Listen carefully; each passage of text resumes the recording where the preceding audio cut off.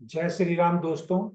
आज मैं आप सबके साथ चार्ट में कैसे हम देख सकते हैं, किसी जातक का चार्ट देखने के बाद कैसे देख सकते हैं कि इसको आजीवन भगवान की ब्लेसिंग मिलती रहेंगी, या आप ये कह सकते हैं कि इसके चार्ट में या किसी भी जातक के चार्ट में डिवाइन ब्लेसिंग का कितना इम्पैक्ट रहेगा।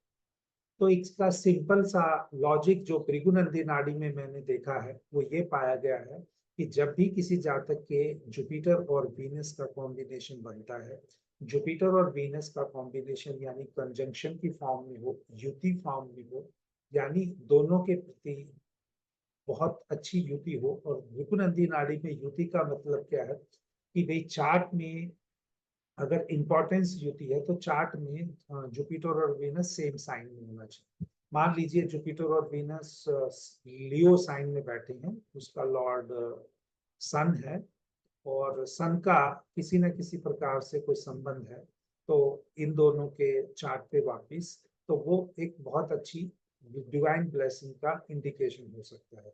प्रोवाइडेड अगर वो डिवाइन ब्लेसिंग का सन का जो इम्पैक्ट है बहुत ही प्रोमिनेंट में हो तो अच्छा होगा। लेकिन अगर मान लीजिए वो, जैसा मैं भृगुनंदी नाड़ी में सपोर्ट सिस्टम की बात करता हूँ, 100%, 110%, 75%, 50% या 25%, जितना वो स्ट्रॉन्ग कॉम्बिनेशन होगा उतना उसको मिलता रहेगा। या अगर उसके ऑब्स्ट्रक्शन के उसमें होगा तो भी वो ऑब्स्ट्रक्शन में से उसको निकाल लाएगा। तो यही चीज आज हम एक चार्ट में एग्जाम्पल के द्वारा देखेंगे। और उस चार्ट में जब एग्जाम्पल के द्वारा देखेंगे तो हमें ये दिखना चाहिए उस जातक के चार्ट से कि कितना स्ट्रॉन्ग कॉम्बिनेशन वहां पर हमको दिखाई दे रहा है। तो आइए दोस्तों, ये चार्ट है। इस जातक के लाइफ में बहुत सारी चीजें हैं, इसको सिर्फ और सिर्फ इसकी भगवान की आशीर्वाद की वजह से मिली, समय समय पर इसको वो मिली है। उस चार्ट पे वो सब डिस्कस नहीं करेंगे, लेकिन जो चीजें मिली हैं उनको देखने की कोशिश करें। क्योंकि इस जातक का जुपिटर और वीनस सन के यानी लियो साइन में है, और जुपिटर और वीनस पर्टिकुलरली दोनों जो हैं ग्रह, वो पूर्वा फाल्गुनी यानी वापिस जुपिटर के नक्षत्र, सॉरी, वीनस के नक्षत्र में। तो जुपिटर और वीनस का डायरेक्टली जो बेस कॉम्बिनेशन है वीनस हो गया। वीनस जो कॉम्बिनेशन है वो एक फीमेल्स को, एक रिफाइंड चीजों को, या एक बहुत लग्जरी कंफर्ट, उन सब चीजों से संबंध बनाता है। या विशेष रूप से अगर ये बॉय का चार्ट है तो इसमें उसकी वाइफ को भी दिखा सकता है। तो इसको जो पहले जो डिवाइन ब्लेसिंग्स हैं वो अब इसके पिताजी के परिवार की तरफ से, क्योंकि जुपिटर और वीनस लियो और भृगुनंदी नाड़ी में सन जो है वो फादर का कारक है। तो इसको एजुकेशन लेवल तक या लाइफ में आगे प्रोफेशनल स्टार्ट होने तक जो डिवाइन ब्लेसिंग है वो पिताजी या पिताजी की फैमिली की तरफ से इस जातक को मिलते हुए दिखाई दे रहे हैं। अगर जैसे ही इस जातक की जब मैरिज हो जाती है तो इसकी जो डिवाइन हेल्प है वो इसकी वाइफ की तरफ से आएगी, और वो चाहो तो उसको आप वीनस को वाइफ से भी कोरिलेट कर सकते हो। क्योंकि वो अब, क्यों ऐसा वाइफ बोल रहा हूँ बार बार, क्योंकि जुपिटर और वीनस पूर्वा पूर्वा फाल्गुनी नक्षत्र में, और पूर्वा फाल्गुनी नक्षत्र का लॉर्ड वीनस होता है। तो पहले सन जो कार का पिताजी का है, तो वह शादी के बाद जो वीनस कार का वाइफ का है। और इस जातक को हमेशा लग्जरी कंफर्ट, हमेशा लग्जरी कंफर्ट या रिफाइंड चीजें इसको अपनी तरफ अट्रैक्ट करेंगे डिवाइन ब्लेसिंग होने से। हो सकता है क्योंकि मरकरी यहाँ बैठा है, तो ये मरकरी बैठने से थोड़ा सा इसका फ्रेंडशिप सर्कल में भी उस, लेकिन फ्रेंडशिप सर्कल जो है वो मघा नक्षत्र में बैठा हुआ है, तो फ्रेंडशिप सर्कल इसका बनेंगे फ्रेंड, लेकिन वो बाद में फ्रेंड इससे दूर हो जाएंगे। तो या जो भी लोग इसके संपर्क में आएंगे या कांटेक्ट में आएंगे वो ज्यादा दिन इसके साथ नहीं रह पाएंगे। सिर्फ फादर और वाइफ का एक कॉम्बिनेशन दिखता है। तो इसी चार्ट से हम ये कह सकते हैं कि डिवाइन ब्लेसिंग अगर किसी के चार्ट में मिल रही है, बैठे बिठाए उसको चीजें किसी के द्वारा मिल रही हैं और उसको जितना डिजर्व नहीं भी करता है उससे ज्यादा डिजर्व मिल रहा है, उसको मिल रहा है चीजें रियलिटी में, इसी को हम डिवाइन ब्लेसिंग। अब मान लीजिए ये जातक संकट में आएगा, तो संकट में भी आएगा तो कोई ना कोई जो डिवाइन हेल्प है, वो चाहे पिताजी की तरफ से है, चाहे पत्नी की तरफ से है, चाहे वो पूरा आप ईश्वरीय देवी शक्ति का लगा लीजिए, या कोई सूर्य जिनका कारक है, क्योंकि सूर्य मंगल के साथ में बैठा है, बजरंगबली या जो भी आप कह लिए, प्रभु श्री राम। लेकिन ये जातक इन सब का एक उपहास ही जीवन में पब्लिक इमेज में उठाएगा, क्योंकि सन जो है जुपिटर और वीनस से 12th चला गया है, तो उसका यहाँ पर लॉस दिखता है। तो चलिए ये भी एक चीज हम देख सकते हैं।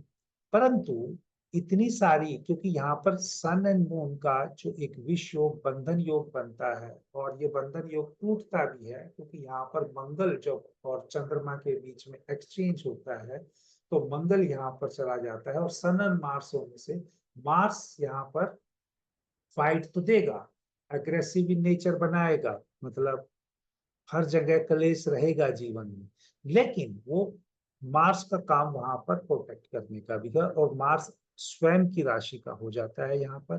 तो सैटर्न यहाँ पे डेबिलेटेड हो जाता है, प्रोफेशन वाइज वर्किंग प्लेस पे बहुत सारी प्रॉब्लम्स दिखाएंगी, लेकिन क्योंकि वो वापिस मार्स जो है इसके साथ सन के साथ बैठा है, और सन जो दोनों का डिस्पोजिटर है, तो उसको वो डिवाइन हेल्प उसको मिलती ही रहेगी।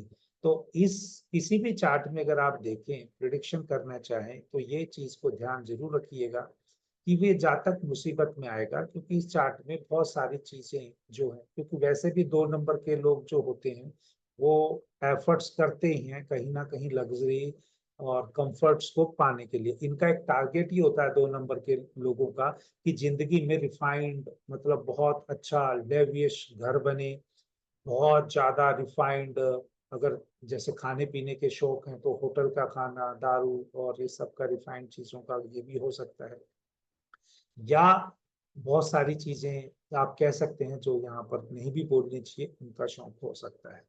तो ये सब चीजें अगर करता है जातक, तो नेगेटिव वे में करता है तो इसका मतलब उसका कर्मा जो है एग्जॉस्ट हो। अगर वो पॉजिटिव वे में करता है तो उसको डिवाइन ब्लेसिंग मिलती रहेंगी। तो यहाँ पर इस चार्ट में अगर आप देखेंगे, प्रेजेंटली इतनी सारी ज्योतिषियों की प्रिडिक्शन करने के बावजूद ये जातक को बार बार कोर्ट से या और चीजों से राहत मिल रही है, वो इसलिए है क्योंकि चार्ट में बहुत सारी डिवाइन ब्लेसिंग है। और जब डिवाइन ब्लेसिंग है तो किसी ना किसी रूप में कोई ना कोई तो भगवान उसको सहायता के रूप में भेजेगा। इसके साथ ही जो मैंने एक और वर्ड लिखा है, डिवाइन ब्लेसिंग और एग्जॉस्ट ऑफ कर्मा। आपको पता है कि जब जो भी अच्छे कर्म होते हैं सबसे पहले वो खत्म होते हैं, ताकि जब बुरा टाइम आए तो वहां पर वो चीज आपको थोड़ा सा रुलाने की फॉर्म में या डिफिकल्ट टाइम देगी। जब जब क्योंकि इस जातक का जो चार्ट में अगर राहु केतु एक्सेस देखेंगे वो 6-12 में है, और राहु केतु की अभी ओरिजिनल पोजीशन भी 6-12 में है। जैसे ही मई या जैसे ही जून मतलब 2025 में राहु और केतु एक्सेस बदलेंगे, राहु और केतु जो ट्रांजिट के हैं वो एक्सेस बदलेंगे, तब आप देखिएगा कि जातक के जीवन में जो डिवाइन हेल्प हो रही है उसको कटने का या एग्जॉस्ट ऑफ कर्मा का आएगा। हाँ, वो 18 महीने का होगा, और वो 18 महीने इस जातक के लिए डिपेंड करता है, क्योंकि इसके कर्मा है, एग्जॉस्ट है। अगर नेगेटिव रहे होंगे तो अवश्य ही नेगेटिव रिजल्ट आएगा, जैसे बाकी सब एस्ट्रोलजर ने प्रिडिक्शन दी है। और वाकई में ही अगर इसने, जिस लोग इसकी इमेज के बारे में नहीं जानते होंगे और इसने कुछ पॉजिटिव कर्म किए होंगे तो उसके पॉजिटिव रिजल्ट मिलेंगे। लेकिन जो ये सिचुएशन बन रही है, जो सिचुएशन बन रही है, जब 2025 में जब ट्रांजिट का एक तरह से केतु 5 नंबर में आ जाएगा तो उसके अपोजिट राहु रहेगा।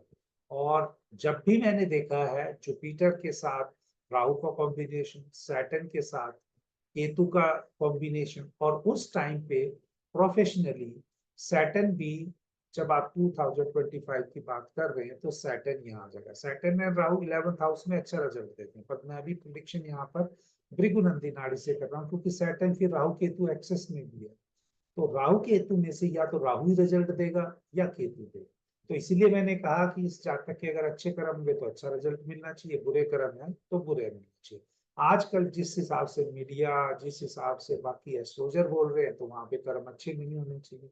अगर कर्म अच्छे नहीं होने चाहिए तो जो 18 महीना है 2025 का 6 महीने या 8 महीने जो भी पीरियड बचा होगा, और जो अगला 2026 का, ये पीरियड क्रॉस नहीं होगा अगर ये कार्मिक एग्जॉस्ट होने से जो कर्म की सजा मिलनी है तब वहां पर जातक को मिलेगी। उससे पहले चाहे सुप्रीम कोर्ट हो चाहे हाई कोर्ट हो, जो भी अगर ब्लेसिंग के फॉर्म में जो बन रही है वो बनती हुई आपको दिखाई देगी।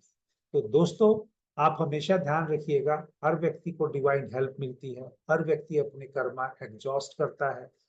आपने ये देखना है आपकी अपने चार्ट के अनुसार क्या इच्छा है कि आपको डिवाइन ब्लेसिंग लेते रहना है, या आपने अपने चार्ट में डिवाइन ब्लेसिंग क्रिएट करना है, या एग्जॉस्ट करके कर्मा को आपने उनका रिजल्ट। तो दोस्तों, अगर ये आपको वीडियो अच्छा लगा हो, चैनल उन्नति एस्ट्रो वाला को सब्सक्राइब करें और अपने दोस्तों में भी फॉरवर्ड करें, और इस वीडियो को लाइक जरूर करें। जय श्री राम।